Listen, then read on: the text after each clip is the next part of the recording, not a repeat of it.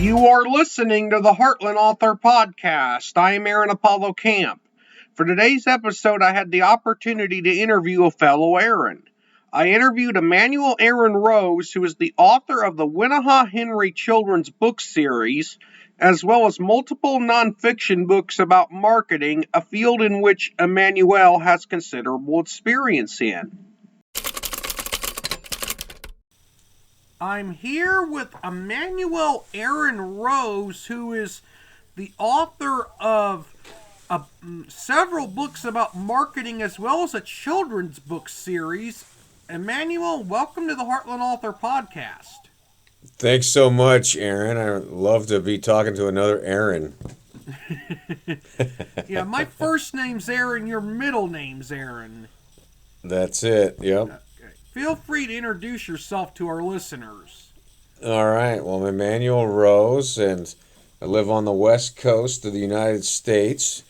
My day job is working as a marketing agency owner that serves business clients, and I'm an author of, as you said, marketing books and also children's books about nature. And in my spare time, I love to fly fish and bird hunt and meditate. Now, without spoiling too much of the books in your Wenaha Henry children's book series, did I pronounce the name of that series correctly? Yeah, Wenaha, yep. Now, how many books have you written in that series, and what is the series about? Let's see. I've got one that is completed and published. I've got a second one that is at the Illustrator right now, and I've got 3 more in progress. And the series is a nature series that I wrote for my grandchildren to help with values clarification and natural history and nature orientation. And I started writing them for them when they were about 4 years old, and they were the classic picture books, and now we're moving into more chapter books as they're getting 5 and 6. Now, how many books have you written about marketing, and without spoiling too much of any of them, what is each book about?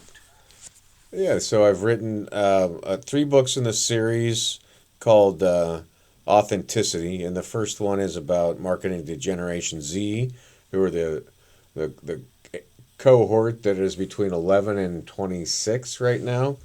And then the second book in that series is the Social Media Advantage, which is about being a social CEO and using employee advocacy in social media. And the third book in that series is called Authentic Marketing in the Age of AI, and that's about leveraging AI tools going forward. Now, are all your books self-published? Are all your books traditionally published, or are some self-published and others traditionally published? Yeah, so all my books are self-published right now, and I'm fortunate in that I have a team of people working with me who are, writers and editors and designers. So it's very easy. I can just plug these projects into our existing workflow, in the agency work, essentially. Now, as one of your books is about marketing to Generation Z, those are people that are right now, and they're born between 1997 and 2012. So, I was born in 1990, so I'm kind of a young-ish millennial. But what is the biggest difference between how you would recommend marketing to people in Generation Z compared to how you would recommend marketing to older generations? Well, the most important thing is having a very true or authentic brand voice. So transparency and honesty, like somebody like Kylie Jenner, who has built quite an amazing cosmetics brand, because she has those cameras running all the time, and so that type of transparency is something they demand. The second thing they demand is a quick hitting, attention grabbing. The attention span is down to about 2.6 seconds, which is less than a goldfish at this point.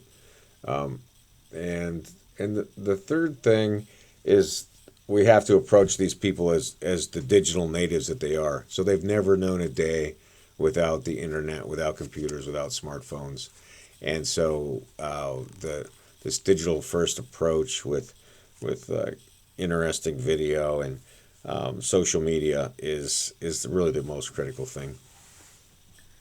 Now, what is the best marketing advice you would offer to people who are seeking to sell books that they've written, whether it be a self published or a traditionally published author? The most important thing is tracking down your initial cohort of supporters. As an author, we're gonna be able to sell to our friends and family first, right? And then from there, you want to get the help to get the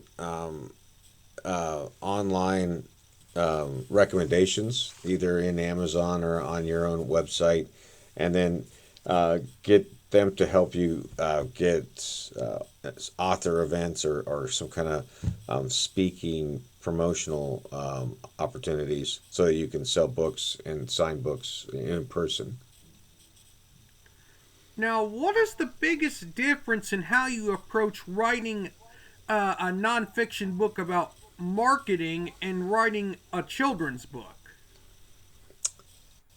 Well, yeah, the marketing books are, I would say, for me, way more of an intellectual, factual orientation, right? It's very Cartesian in the thinking. Whereas the children's books, I'm working on bringing in natural history. I'm bringing in archetypal psychology, bringing in developmental psychology, and bringing in a little bit of fantasy. And so it's actually harder to write the children's books because there's so many different layers to them. Because, like I said, originally I wrote these for my grandchildren, and I wanted to bring in that grandparently mentoring mood and narrative, and to tell as deep of a story as simply as possible, if that makes sense. Now, in addition to your book writing work and your work as a marketing agent, you produced a documentary titled The Treasure is Steelhead, and I believe that's on YouTube, if I'm not mistaken. Yeah, you're right. It is, and that it was a about 11-minute documentary that I wrote that was an homage to growing up in a fly fishing, an orthodox fly fishing family, and my grandfather and my father generously passed down the art and science of fly fishing, and my help to guide my appreciation of being in nature and out on the river and occasionally catching fish. Now, what are some of your favorite places to visit as an outdoorsman? Well, the Deschutes River is a magical spot, and that's in the outside of Bend, Oregon. That's a It's a high desert, and it's a river that flows. It flows north, so it's got quite a lot of magic in it. There's everything from rattlesnakes to bighorn sheep, and and then an amazing river full of trout and occasional steelhead. Yeah, There's and you lots of mentioned that uh,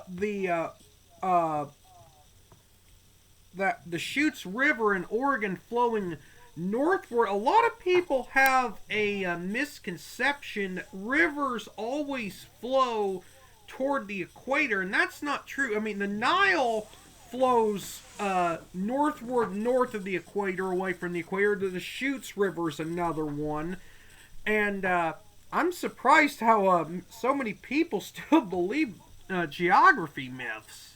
it's true, but it is still, even for me, it's disorienting sometimes. I got to remember, oh yeah, this is headed north to the Columbia. Okay. Well, Emmanuel, you are a wonderful guest for this podcast, and I thank you for appearing on the Heartland Author Podcast. All right, Aaron. Well, I appreciate having a conversation with you. I hope you have a great day. Emmanuel was a very interesting guest for this podcast, and it's always wonderful to interview people who have written multiple different types of books. This is Aaron Apollo Camp reminding all to write your imagination. Bye for now.